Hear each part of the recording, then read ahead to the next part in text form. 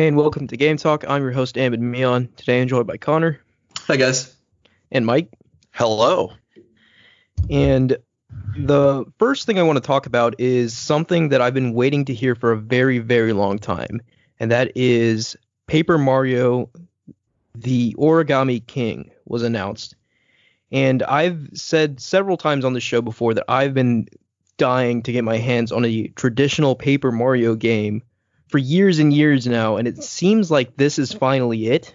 You know, there's still some question as to how many of the elements from the newer games are going to make it in, but the consensus seems to be that this seems to be a return to form for Paper Mario. Really? And that's what I've seen just reading online. And that's like the opposite of what I've seen. So we might have different talking points here. Well, see, so that's the thing here. All in all, like, the trailer looks fantastic. Okay, let's just put that out there. Regardless of what kind of Paper Mario it is, the trailer looks incredible.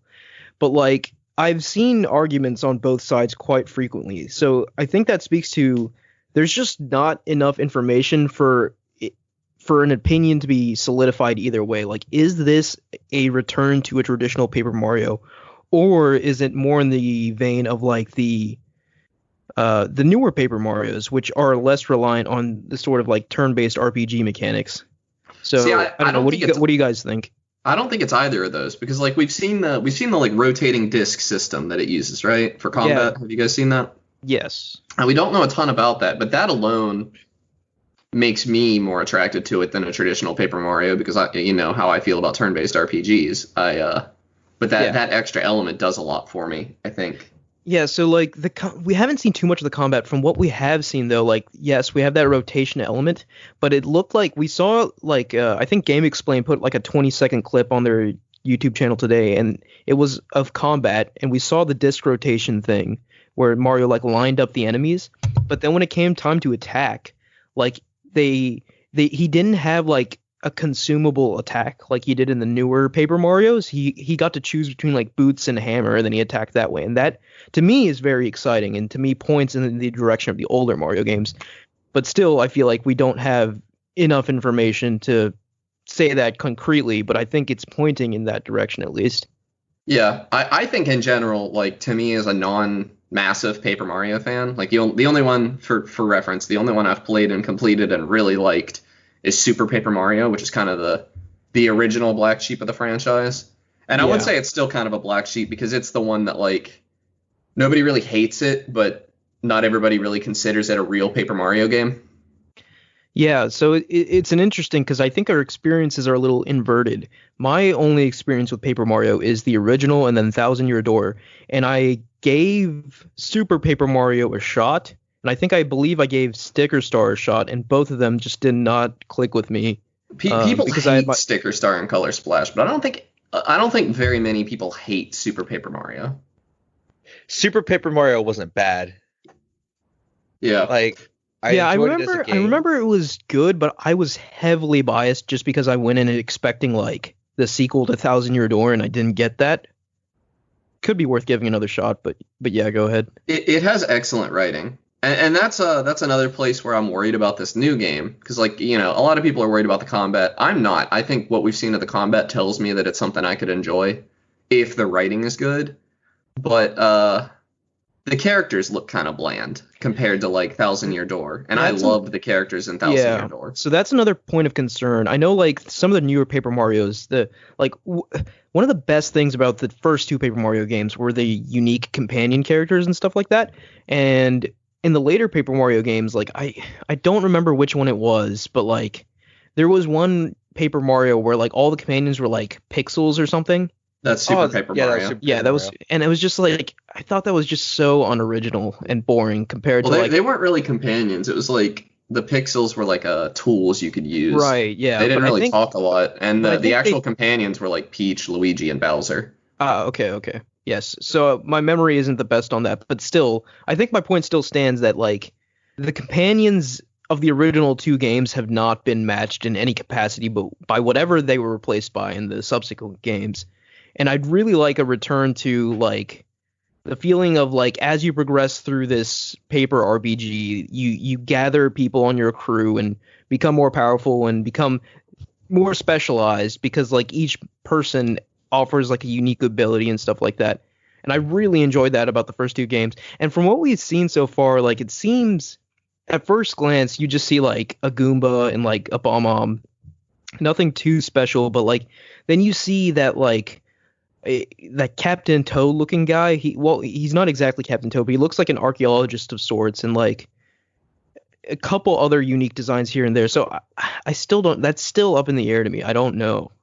Yeah, I mean, yeah, it looked bad on that front. Like, and I can live without that. Like, if the writing is good, even if the characters look kind of bland, I'll be okay.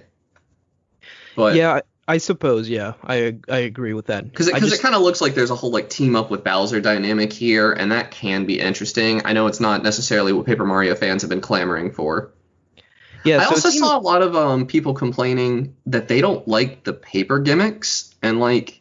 Okay, so I was actually leading to that. So the paper gimmicks, I think people associate the paper gimmicks more with the latter games, because like it seemed like the first two games, Thousand Year Door, weren't they? Like a little bit. They were. So the first two games were RPGs with some light paperness, I guess, like paperness sprinkled throughout the game. I mean, the first one didn't have any paperness, did it? Like it was just an art style. Just like aesthetic things. Like when you fall, you like float down because you're a piece of paper, stuff like that. Okay.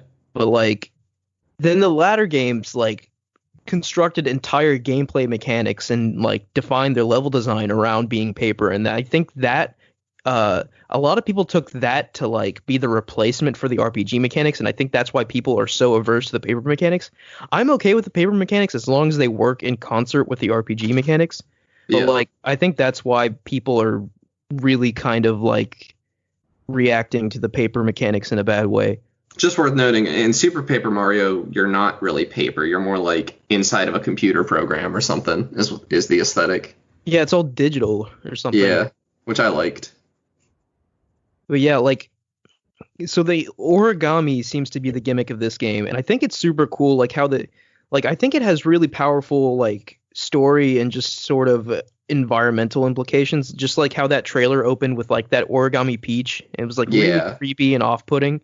Yeah, I really liked that. The way the trailer was able to set the tone like that really reminded me of the original Paper Mario game. So, like, when I first watched the trailer, I was so excited just based off the first few seconds, because just tonally, it felt like it was doing what the original games were able to do.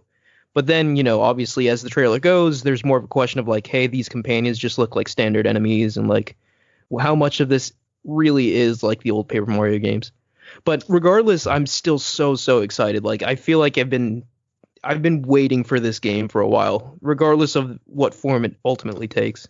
I think it'll probably be something I pick up, because it looks super charming, if nothing else. And so like, a lot of what I've been saying is because I've been reading the comments of diehard fans and stuff, and like taking their criticisms into account.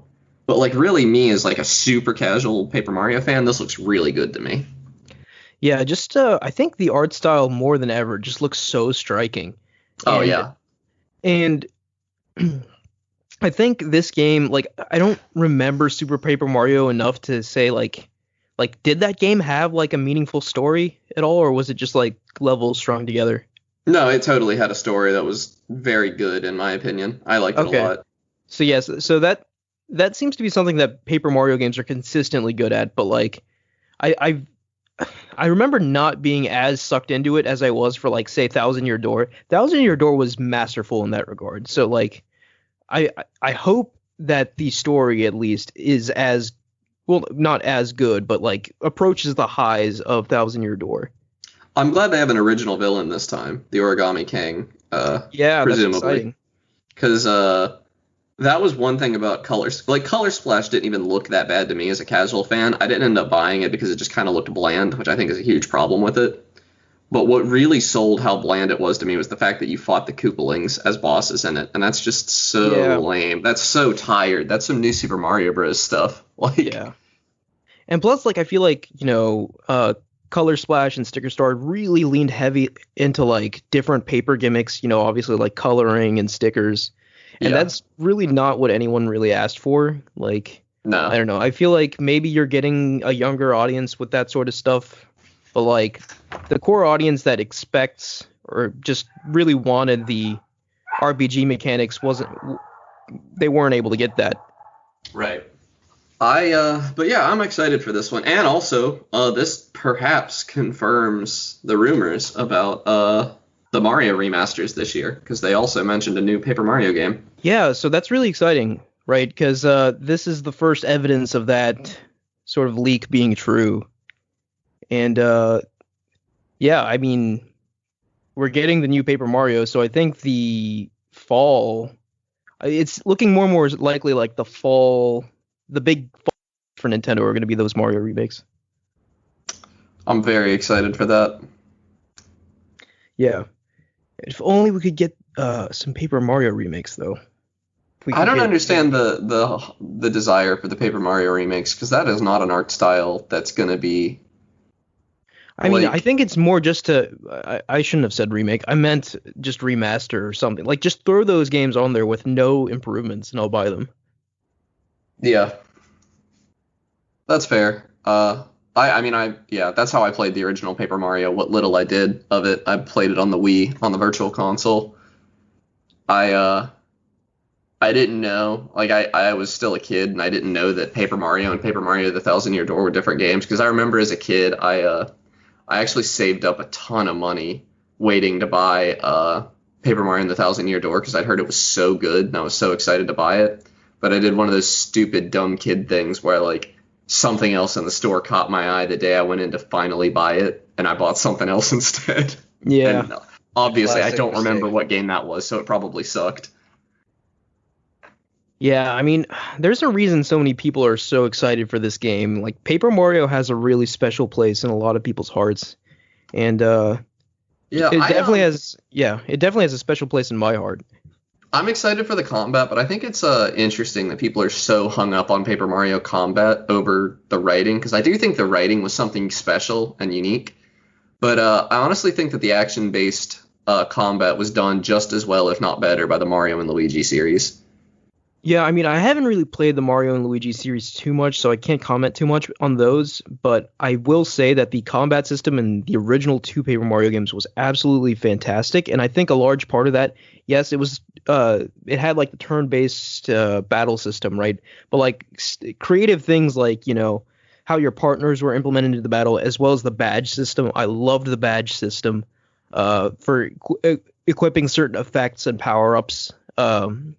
Based off your BP, your badge power, and you get more badge power as you level up. And like as you level up, you can choose to put points into HP, SP, or BP, and like Right. or So no, there's it actual was honest to FP, God flower RPG. power.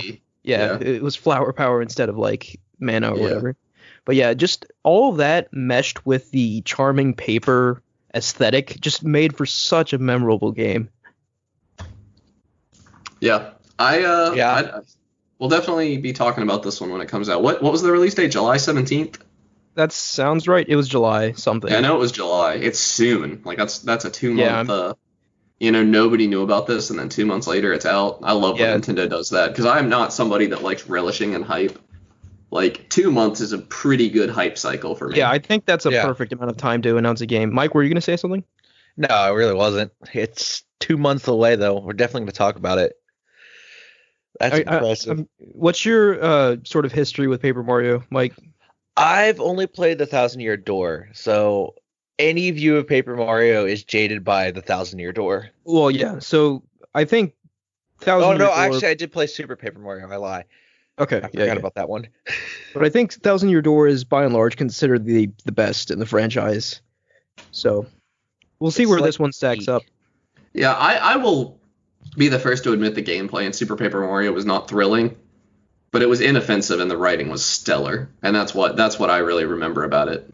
Yeah, and I just loved how, like in Thousand Year Door, like it expanded on elements of Paper Mario in such creative ways, right? So like, it sounds minor now when we talk about it, but like when you first got to play as like Peach or Bowser, and like you found out that like Peach and Bowser had their own storylines and you could play as them in those, like that was a huge deal in Thousand Year Door.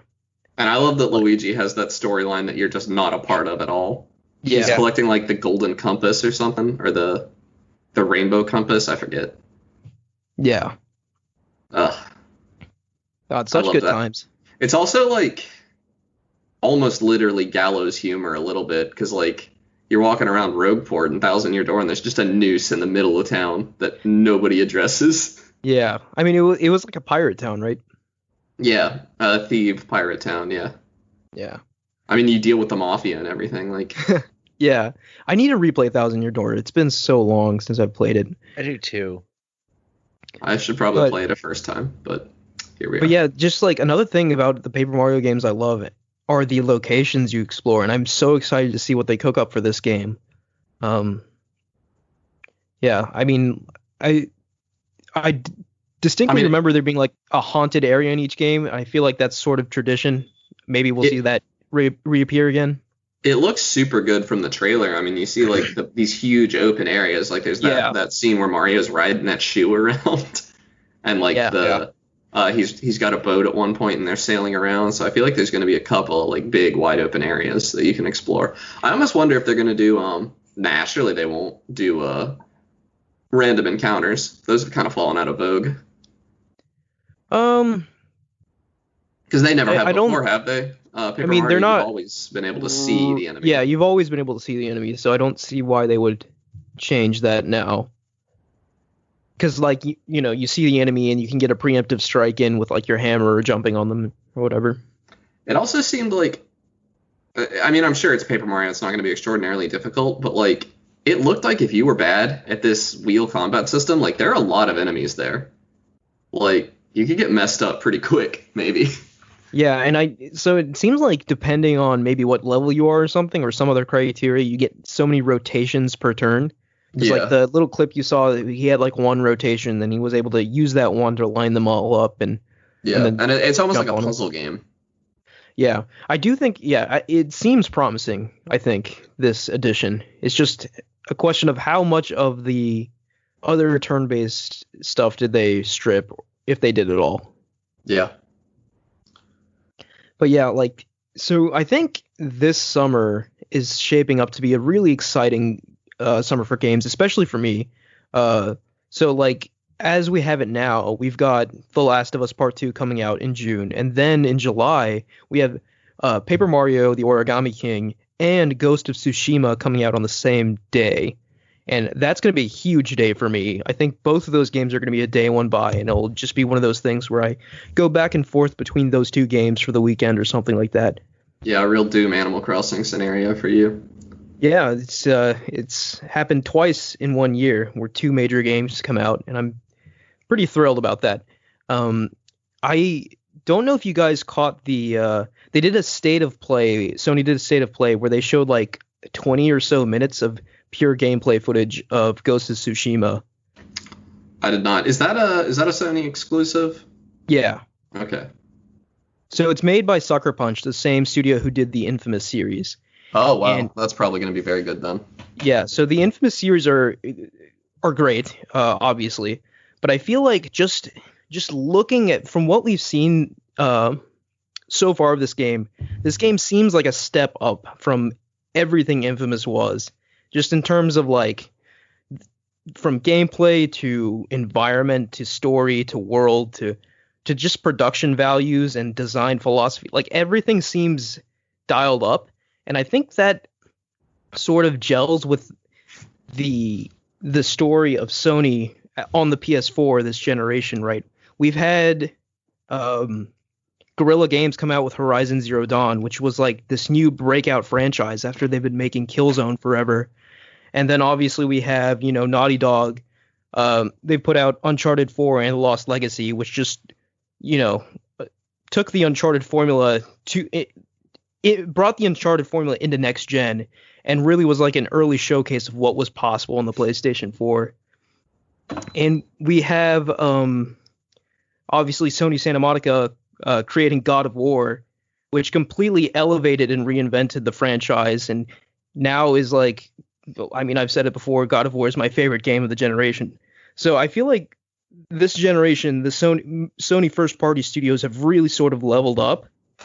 And it seems like the same thing is happening for Sucker Punch. I watched that gameplay demo, and, quick impressions, it looks very, very good. But, like, they're doing really creative things. Like it seems like so serene and beautiful and brutal at the same time. So it's a samurai game, right?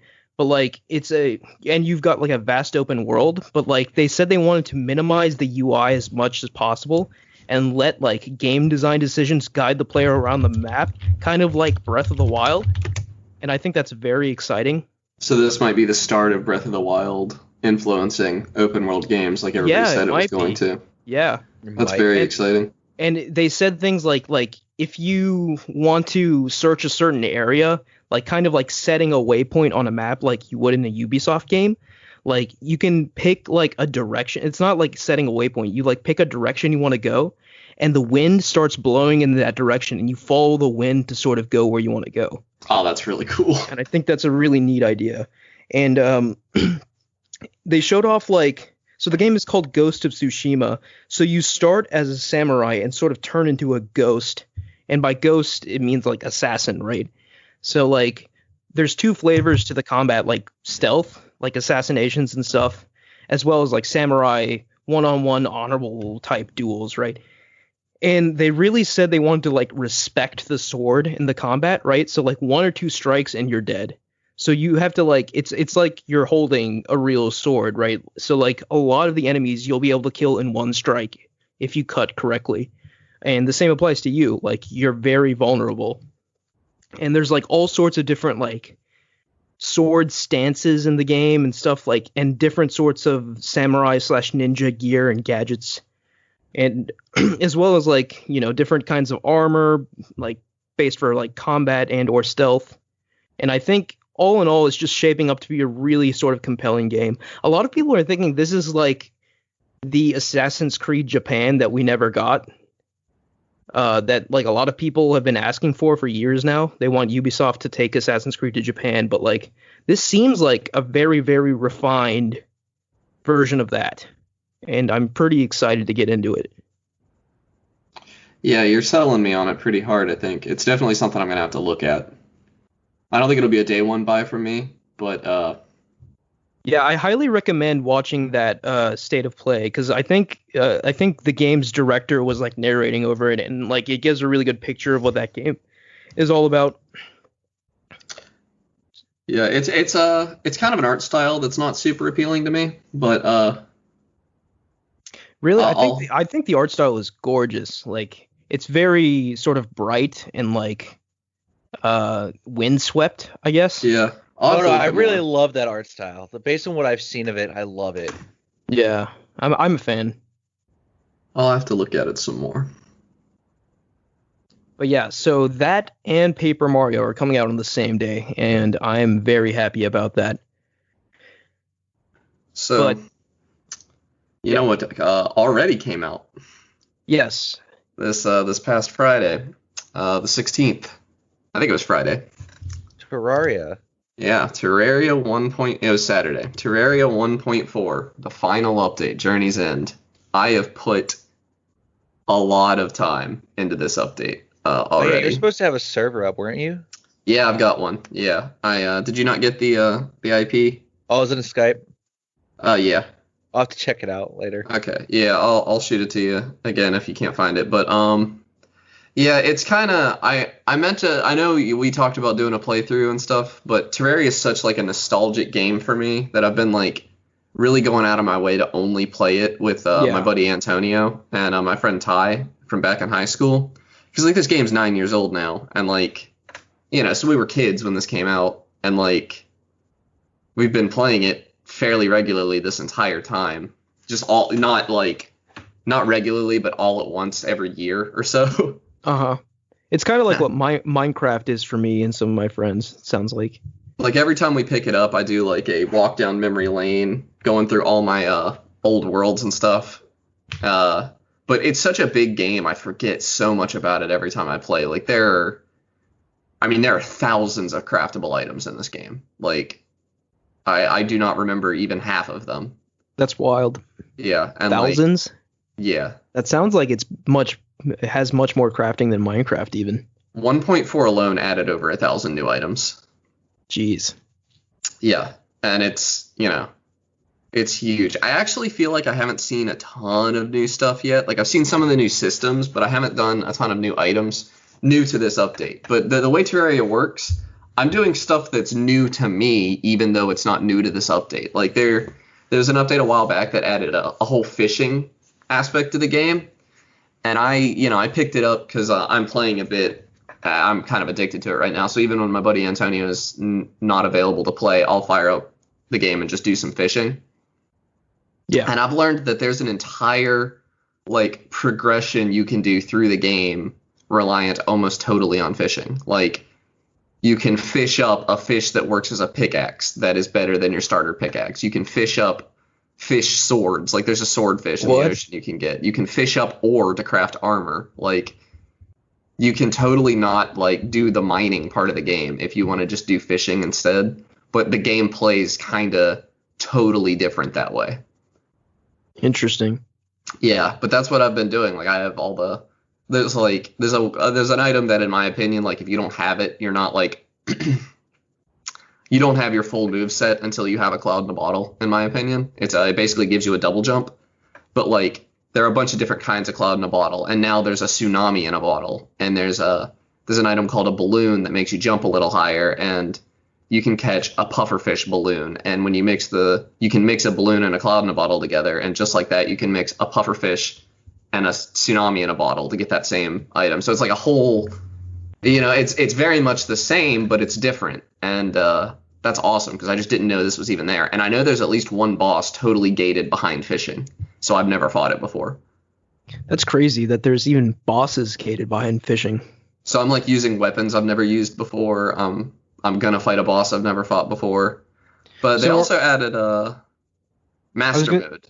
I was gonna say, are all these like part of this newest update, or are they just features you haven't explored? That's just stuff before? Where this game is so dense, I've never seen them before. Yeah, that's wild. But new to this update, and definitely the most prevalent thing is something called master mode, which has enemies doing a ridiculously high amount of damage compared to what they normally do. And they have way more health. And at first I was like, man, this kind of sucks. Like they really just pumped up the numbers. And I kind of stand by it not really working in the early game. But as I worked my way in farther and got some armor and stuff, suddenly it wasn't that like an enemy was an instant death so much as like you have to be careful. Like yeah, and there are items that I've never cared about before. Like there's an item you can get that makes slimes not attack you, and slimes are like the weakest enemy. They're like cannon fodder, and there's a ton of them, but they're not cannon fodder anymore in master mode. A slime can wreck you easily, and there's a lot of them. So once you have this item that makes slimes non-hostile, like that's a game changer. So suddenly the game was not even half as hard because I could just walk through these slimes. And they spawn everywhere, so that like limits the number of real enemies I have to fight at any given point. And we're having to like there are bosses in the game that like where I've played it so many times, I don't even worry about fighting them. Like, I get some early game gear and then fight them as like a means of skipping a lot of the game.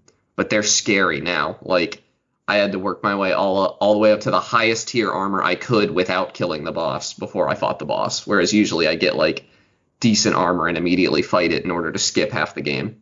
Yeah, it sounds like this mode adds a whole new dimension to the game. Like, right? Because like with this update, there's new features and stuff, but like this causes you to play the game completely differently. Yeah, I mean, this like me and my friends have never really been like people build boss arenas, and that's like an important part of Terraria. Is like fighting on your own turf, essentially. Mm-hmm. And we've never really done an arena more so than just a flat platform so that we could see the boss and like kite it a little bit. But now like we had to build an arena to fight a boss called the Eater of Worlds. We had to really build one. And I'm sitting here thinking like I know we're going to have better gear by the time we get to it, but the hard mode bosses, and for those that don't know, Terraria's kind of split down the middle. There's like the original release of the game. And then at one point, Redigit said, what if I just double the game? And he added what's called hard mode, which is not another setting in the game. It's you beat a certain boss, and hard mode activates after that, which introduces new ores, a ton of new enemies, and like all these areas that were safe to you. Like the most dangerous area in the base game becomes the only safe place in hard mode, and it doesn't get any safer. It's just the entire rest of the world gets insane. Yeah, that sort of thing is really appealing to me. It really gives the sense of like a grand adventure, right? Like when you reach a certain point and like the entire world changes and you have to face the consequence of that. That's just really cool. Yeah. And there's like a little bit of lore and stuff, and like they've added some stuff that changes the way NPC housing works, because like the typical strat in Terraria is to just build a giant apartment that all of your NPCs live in. Yeah. But now they've made it so that like certain NPCs like each other or don't like each other, and certain NPCs like certain biomes and stuff. So there's actually a reason to build across the entire world instead of doing all your building in one place, which I think is a great addition. I've seen some complaints that it's kind of forcing people to play a certain way, because like a lot of people already did build across the whole world because they wanted to. But I am far more likely to do it now, and I like that I'm being forced to do it. But I am also somebody that like has respect, like a ton of respect for like the way a game is intended to be played. Yeah. And people that don't have that, you know, they want to play their own way, they're not going to like that. And that's not, I feel like the connotation of what I'm saying might be a little mean. I'm not saying that those people are wrong at all. But yeah, a lot of people are not super into it. And there are like some secret mechanics that have been added in this update that are a little controversial, like stuff as small as like the torches you use in different areas have an effect on the RNG of not only the items you can find, but like your attacks can have worse RNG on how much damage they do.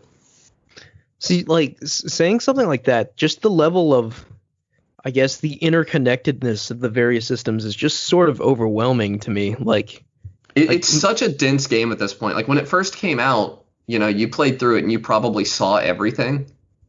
But like now they've gone back, and when they do updates to Terraria, they don't add on to the end usually.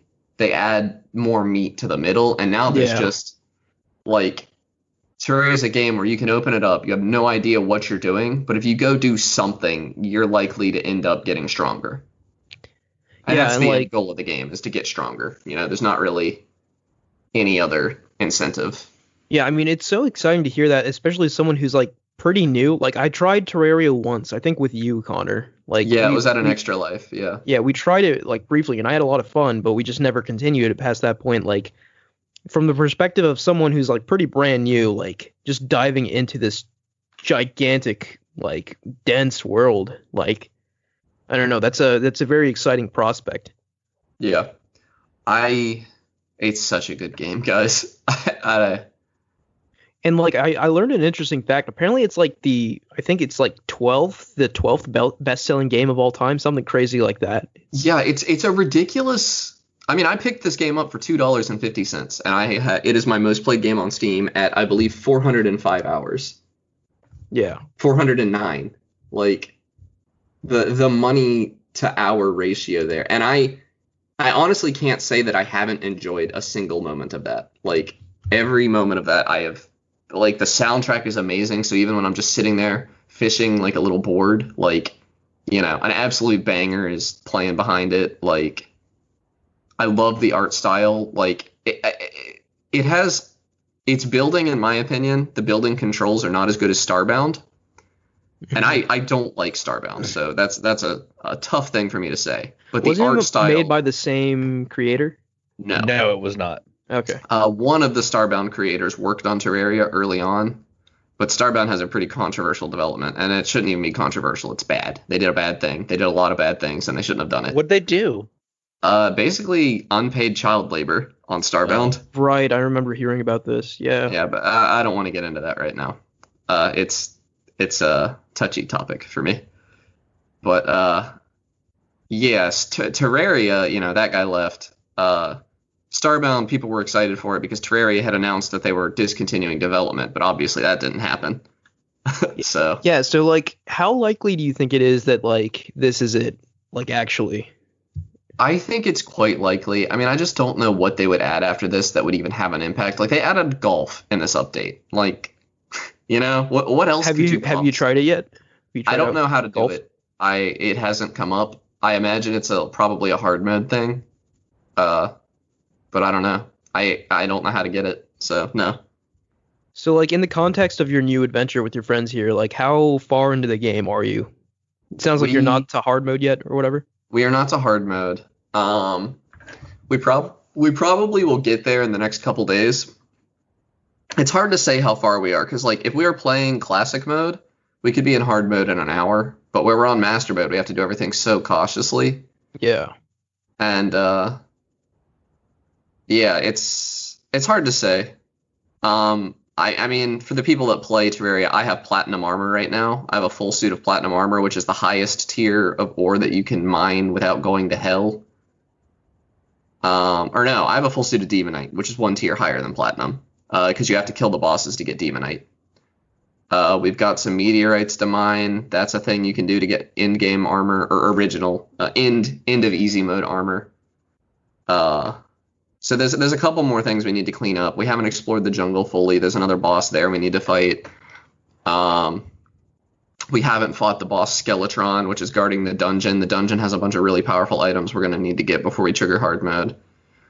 So, like, we could trigger hard mode right now, probably. We could probably beat that boss. But if we did, we'd be absolutely boned. Like, we would not be able to play the game on this world anymore because the world would get so dangerous that we wouldn't even be able to leave our base, probably. So after you activate hard mode, how much of the game is left? Probably 2/3. Wow. Yeah. Because so I guess what I'm getting at is, like, how long can a player, like, for a player like me, a new player, how much can I expect a playthrough to take? A brand new player, if you're not using wikis a ton and stuff, I'd say probably like 80 hours. That's awesome. Yeah, I mean, because I feel like that's what my first playthrough was. It was big. It was 7. I don't know, because, like, yeah, because there's just so much to figure out and stuff.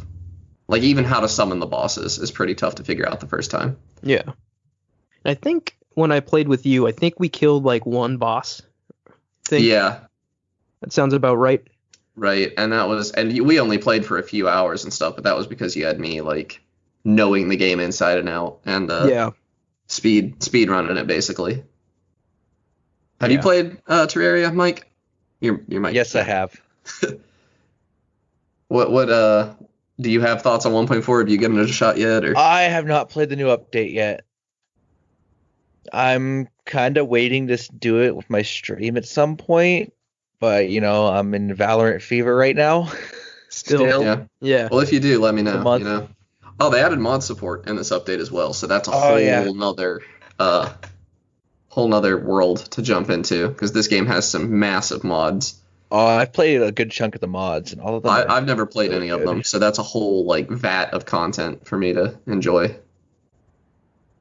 Yeah, that's really exciting, because, like, I think way back in the day when Minecraft finally added mod support, that sort of made it really explode. Like, the possibilities really became endless. Like, all sorts of content was available, and I think something similar will happen with Terraria, obviously, because it's such a massive game. Yeah. So I guess we can go into what we've been playing. Obviously, Connor just did, my Terraria thing. Yeah. And yeah, I mean, it sounds great. I definitely initially I talked about joining you, right? But, like, I think after thinking about it a little more, I think I'd much prefer to jump in on my own, or at least with a separate group, because, like, your group is really experienced and knows their way through the game pretty well. I want people who will share my experience of, like, experiencing it for the first time. Yeah, I'd say, because Terraria is not a game you play through once. I don't think there's anybody in the world that's played through Terraria once.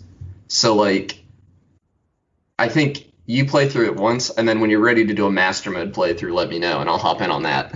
Yeah, okay. Or not master mode, but expert mode, because expert mode is slightly harder, but not, like, crippling like master mode is. Gotcha, okay. Yeah, so I guess I can go into what I've been playing. There's a couple of things to talk about here, but I think the primary thing here is Spore. So, true to my word, at the end, in the last episode, I said I was going to buy this at the end of the episode, and I did. And I've put in a few hours into it, and I'm sorry, guys, but I don't really like it, unfortunately. So, I I'm in like the third stage, the tribal stage. So I don't know how much drastically better or worse it'll get from this point. But basically, my thoughts on the game so far are that like the first stage was the most entertaining, like the cellular stage or whatever, when you're just a little like blob floating around and consuming other blobs. But when I got to the creature stage, like, and I mentioned this to Connor a bit offline, but like it was just so stupidly hard for me. And I know it's not supposed to be difficult, but it was for me for whatever reason. Maybe I was just playing it incorrectly or whatever, but like it was such a struggle for me to get past that stage. And then in the tribal stage, like I just found the controls kind of unintuitive and like it just wasn't clicking with me at all. So I don't know, maybe you guys could shed some light. What am I doing wrong, or maybe the game just isn't for me, or what? I mean, I'd say the game's probably just not for you. Like, I mean, we warned you about some of Spore's quirks and stuff, but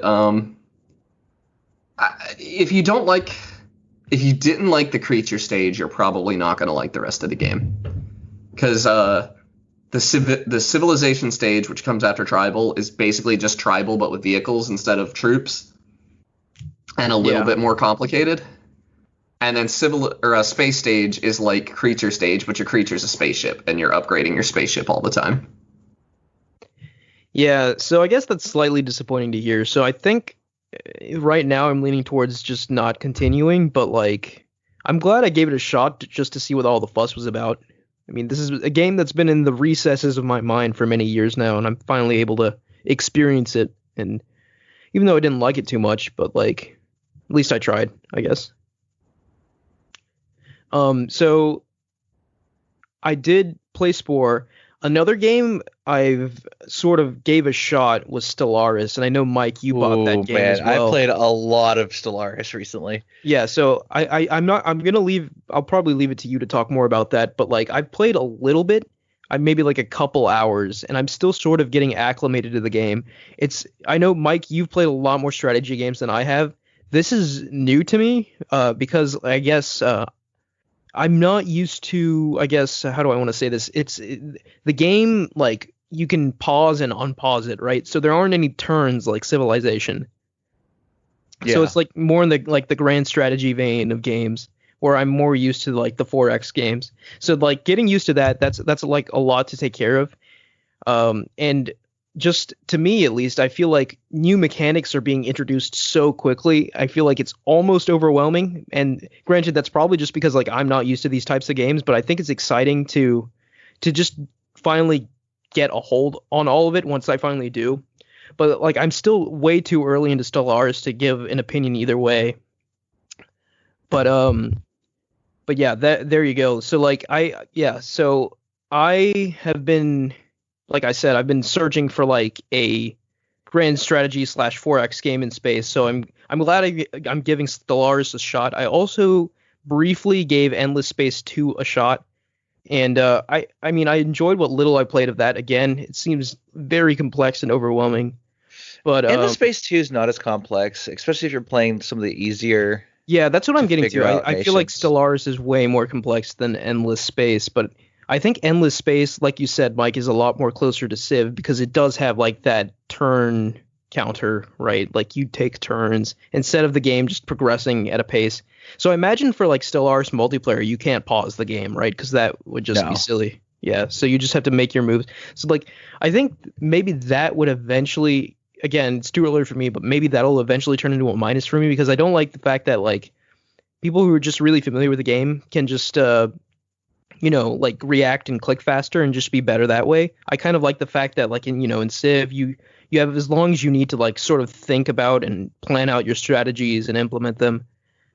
So we'll see where I fall in that mechanic after I put some more time into it. But yeah, so I gave Stellaris and Endless Space 2 a quick shot, but like I haven't played enough to really dive deep into either of them yet. Yeah, so I've played those two games along with Spore, and I also jumped back into Assassin's Creed Odyssey, because like I think back when I left off, I was like 50 hours into the game, and the end was nowhere in sight. So like I just picked it back up because like that's the kind of game that like I feel like you can pick it back up pretty easily just because like the game does a good job in its like quest log of just keeping you updated, and like it's just so behemoth and massive. I feel like you can't beat it in one sitting. So I've put like 6 or so more hours, so I'm like 56 hours into the game. And what's crazy is like it seems like so I completed like this sort of offshoot quest from the main story, and doing that sort of opened up a whole new facet of the game that like just wasn't a thing before. And I'm just sitting here kind of overwhelmed almost at this point. It's just like, how is this game so massive? Like when 50 plus hours in, I'm still discovering like entire new sides to this game I didn't even know existed. So very daunting, but also pretty exciting. I think that a game can still surprise you that after you've put that much time into it. But You're this making me kind of may wish I'd picked it up the other day. but like again, like but you know, on the flip side, this may be a case of a game just being too massive. Like it's just gigantic. It's insane. And rumors are going around that, you know, initially the rumors went around that like Valhalla was smaller than Odyssey, but now we're seeing the opposite, that it is in fact bigger. So who knows what the truth is. Honestly, like I would hope, like if I got to pick, I would say like I think it'd be better if it was smaller, just a little more focused, right? Because Assassin's Creed Odyssey does have a lot of bloat. So like even like I'm not even doing like most of the side missions now, and I'm still like in over my head in terms of like stuff to do. So I think trimming that back a little bit for Valhalla would be good, but like we'll see. I don't know. Now there are reports coming in that it's actually bigger. So Yeah, I mean the idea of playing a game for 50 hours and having no end in sight is not really attractive to me.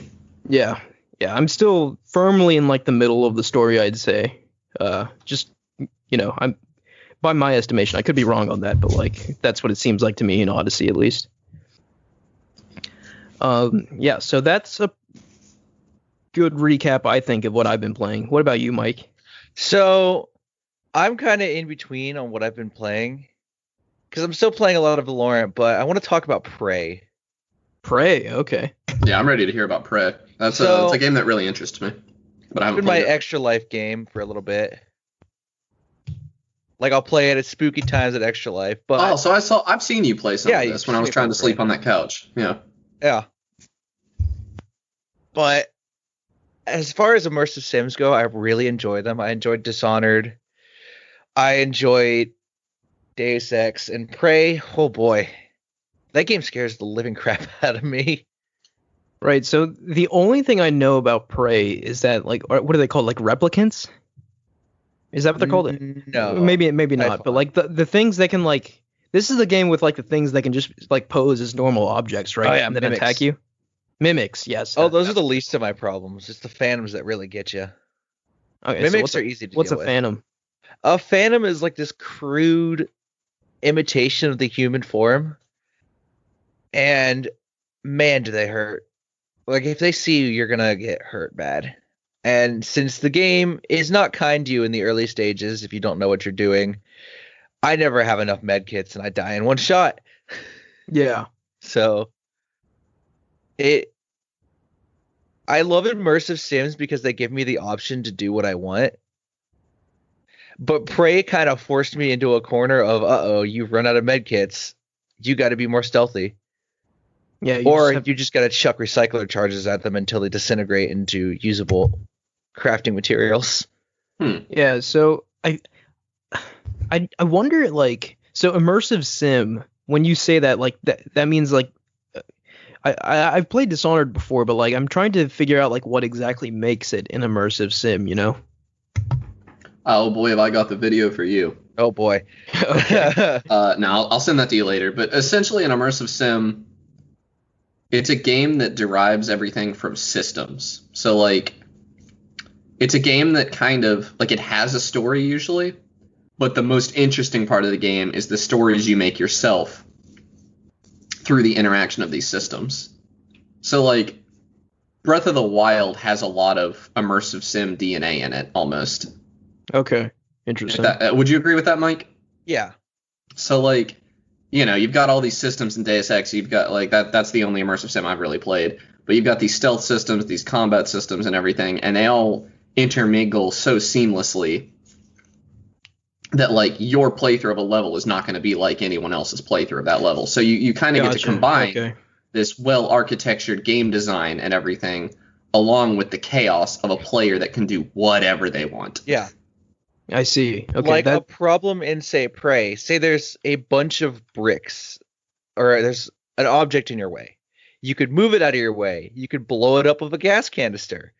You could throw a recycler charge at it and turn it into little cubes of crafting materials. There's a lot of options you could do in just that little scenario. Yeah. Okay. So yeah, I think I definitely have a bit better picture of what constitutes an immersive sim. Would you classify BioShock as an immersive sim? BioShock is definitely trying to be an immersive sim. It's trying, but it doesn't have enough systems per se. Yeah, I think I agree with what you're saying. Yeah, because it comes from an immersive sim, like System Shock. System Shock, yeah. System Shock is an immersive sim. Anything with like a robust, like most immersive sims nowadays have a robust stealth system, a robust combat system. Even though a lot of them that I have played, combat is the worst thing that you could do because you're gonna end up screwing yourself out of experience or whatever. Yeah. Yeah. Even though there's so many cool weapons. Yeah, that's an issue I have with Dishonored 2, which is kind of immersive simmy, and I've always wanted to pick it up, but I feel like I'm playing the game wrong if I'm not doing stealth. But it looks way more fun to not use stealth. Yes, I was actually just about to comment. From what little I've played of Dishonored, like I feel like that game plays much better when you're using stealth, but obviously you have so many options at your disposal to do other things. Yeah. Interesting. Like I guess I never really.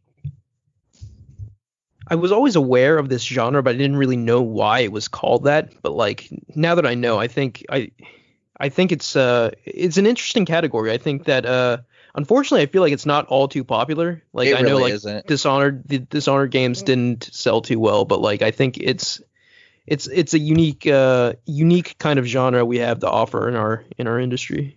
Yeah, it's kind of a game you can't really sell to a non-gamer. Like exactly, yes, you said it way better than I did. Because these systems, like if you've been playing video games forever, these systems make sense. But a lot of the time, if you're coming at these with like real world perspective instead of gamer perspective, some of it's nonsense. Like yeah.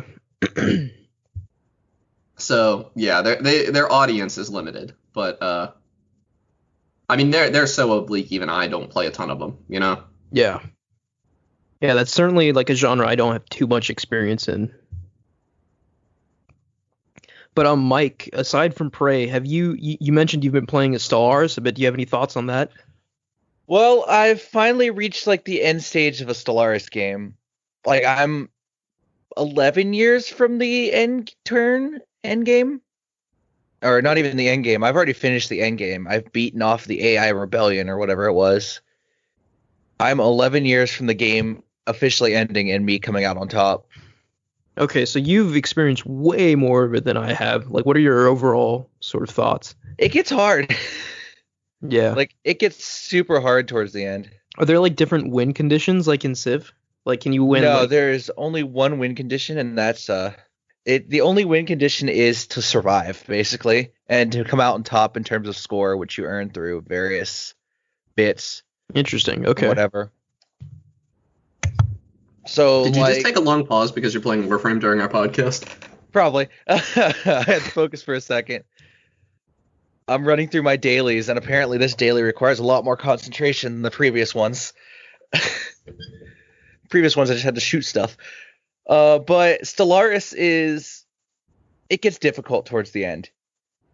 Especially since at some point in the last 100 years, the big, super powerful fallen empires, which you might have encountered already. I have not encountered anyone yet. Okay. So fallen empires are empires that you look at the beginning of the game, and every single little bit of data that you have says overwhelming. Like, so like all the ruins and stuff you find.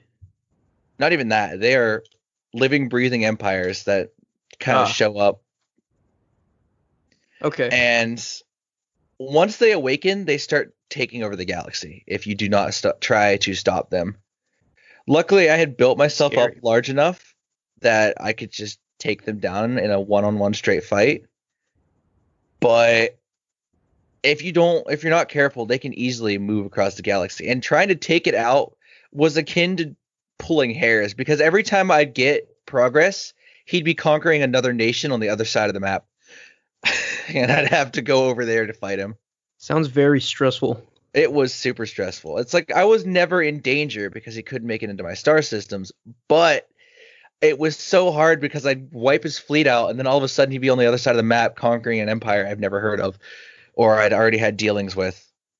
So I guess my question is, like, I always hear how replayable Stellaris is, but like, if there's only one sort of win condition, and like I guess I'm just wondering, like, how do the playthroughs differ each time? Oh, generally, it's really rare, especially with Paradox Grand Strategies, to reach the end game. Like, that's the most boring part. What's really the big part of it is the unpredictability that comes before the end game. Because there are 3 end game crises. If you have the Leviathans DLC, there's a chance that 2 fallen empires will wake up and then they'll fight each other. Okay. There's just so many underlying systems that make the mid game super interesting. I see. And that transfers into the late game. So yeah, I think I'm starting to get a picture in my head about like how this is different from a 4X game. Like, it's like a Dwarf Fortress or a RimWorld where the fun is winning. Or the fun isn't winning, the fun is in the meat in the middle. Gotcha. Okay. So you're saying that, like, if I play through the game once and restart, just due to the sheer number of possible things that can happen in the mid game, like, it'll just be different. Yeah. That second playthrough. Gotcha. You could have a Khanate awaken and conquer everything if they really wanted to. Or you could have, like, maybe an AI rebellion. The endgame crises are also interesting because they have a chance of proccing. Like, I guess someone in my universe decided to mess with robots and got a little too far and caused an AI rebellion that I had to demolish. But it's a game that has so many underlying systems and such a robust mid game that's where the fun is. It's not in the early game. That's good to know, because I was admittedly getting a little bored with the early game, because I'm still at the stage where I'm like, build science ship, go to star, explore it, send construction ship, build a star base. That's basically all I've been doing. Oh yeah, that's basically your early. It gets more interesting once you actually like reach the mid game and there's not a lot of unexplored systems and unclaimed systems. But like with even that, I feel like there was such an avalanche of information for someone who doesn't usually play these kinds of games, right? So like I was dealing with I was learning like, hey, like on your planets themselves, you can like construct things and assign people to things and like hire governors and scientists and engineers, and like your space stations can build things too, and like all like just I know it probably sounds pretty basic to you who's like gone through the entire game, but like me going through this for the first time, not being used to these kind of grand strategy games, it was like a lot, and it was exciting too because I love like tons of systems like that. So it's kind of exciting to hear that just keeps expanding and expanding the more you play. Yeah. And like I've reached the point in the game where I'm dealing with overpopulation in a planet that I can't even build more housing in. Yeah, so what do you do at that point? You just let the overpopulation happen. Like I have a massive job shortage on my capital planet, but I've run out of space to build more jobs. So I just have to hope and pray that they decide to immigrate to my city world, which I kind of subtly influenced through discouraging population growth and encouraging it on my city world. Yeah, definitely sounds like there's a lot more meat to this game that I need to experience before I can intelligently comment on it. And I do think like the idea of the multiplayer, like, yeah, it not being strictly turn-based is kind of unfortunate, but on the other hand, I think maybe it's kind of exciting the fact that like if you jump in a multiplayer game with a bunch of your friends, it's like tense because like the clock's ticking for everyone. Yeah.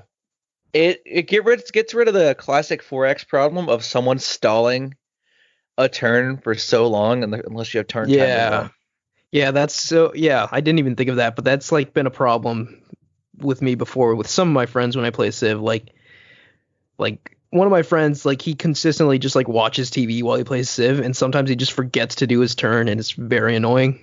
So that sort of thing won't be possible with this game. Yeah, you got to be 100% in, or you're gonna fail. I had to yawn Right. there. That wasn't Warframe. No, you're good. But I really enjoy Paradox Grand Strategies, and I can't speak bad of them other than maybe Imperator to Rome, which I haven't played yet, but I've heard nothing but bad things about. So I guess in your words, what is the difference between a grand strategy and a 4X game?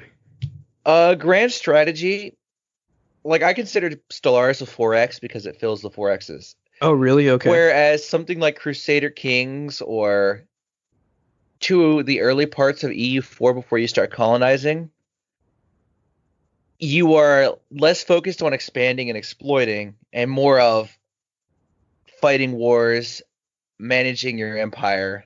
It's more middle management in the grand strategy point than it is I see. exploiting and exterminating and expanding, or even exploring since the world's visible. Stellaris, the early game, is expand and explore. Right. And then towards the end, you move to exploiting. And then eventually, in the mid game, you move to exterminating because you're going to have border friction. I had 8 different wars with one of my neighbors because they kept putting their crime offices in my planets and causing my crime to skyrocket. Jeez. So they didn't even have any power. I just had to fight the war of inconvenience when I was fighting this larger war against a super powerful civilization because they rose my crime levels to 100% in all my planets. That's crazy. It's crazy that stuff like that can even happen. Yeah, I'm just talking about it. I'm excited to get further into the game. Do you typically play it like normal speed or like fast speed? Oh, I play it at the fast speed. Really? Okay, so maybe I've been though. playing it a little wrong then, because like what I do usually, what I've been doing is that I hit pause, do all of my moves that I can possibly think of, and then hit play and wait for something to run out. Pause, do your moves, and then go to fast speed. Okay, so I've just been going to normal speed. I'll take your advice on that. I only go down again. I only go down to slow speed when I'm like watching a ship battle because it's real cool early game. Late game, it just gets into a laser show, but that's what happens. Yeah, that's what happens when you have like massive fleets. Right now, I've just got like 2 ships. I have, I think, 4 Titans and 1 Dreadnought, I think. That sounds pretty scary, but I don't really know what that is. A lot of force. Yeah. It's enough that the fallen empire that didn't wake up was originally my sugar daddy because I found a head of a prophet. And that allowed me to colonize his worlds, and he would just give me random gifts of like lots of money because I was this chosen one. And I could not do bad in the eyes of this fallen empire. So crazy. I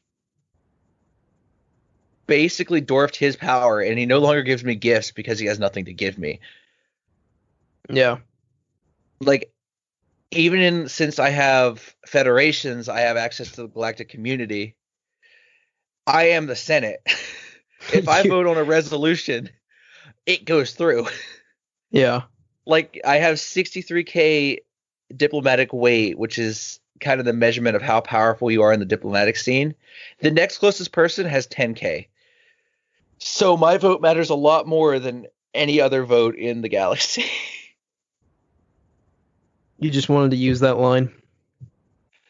I mean, I was using it the entire time, and a good chunk of my Senate tomfoolery is laughing like Palpatine. Because I'm not a Sith Lord. I'm benevolent. I only fight wars against that stupid slug empire to my north. Hey, man, That's the only people I've been conquering. Palpatine seemed benevolent until he suddenly wasn't. Or the war with the Empire to the south that later got eaten by the Fallen Empire. Like, I saw them get war declared on the Fallen Empire, and they started claiming my provinces, so I started fighting them, and now they're out of the game. From your point of view, the Jedi are evil. I am the Jedi at this point. He was the aggressor in this war. I was just trying to, like, clean up everything. Mike, are you all the Sith? All right. I think that's gonna do it for this episode. I was Sith. So I'm gonna leave and play more Stellaris. I've talked myself into playing more. I'm gonna play Borderlands 3. Oh, fun. It was $20 on Epic. All right. Thank you for listening, guys. Thank you, Connor and Mike, for recording. Yep. See you next week, guys. See you next week. You can follow us at @podcast Game Talk on Twitter. Click the link in the description of the podcast to join our Discord. Please like, rate, and review us on all the podcast services, including iTunes, SoundCloud, Apple Podcasts, Spotify, Google Podcasts, and anything else you may use. Thank you guys for listening, and we'll catch you next week. Bye.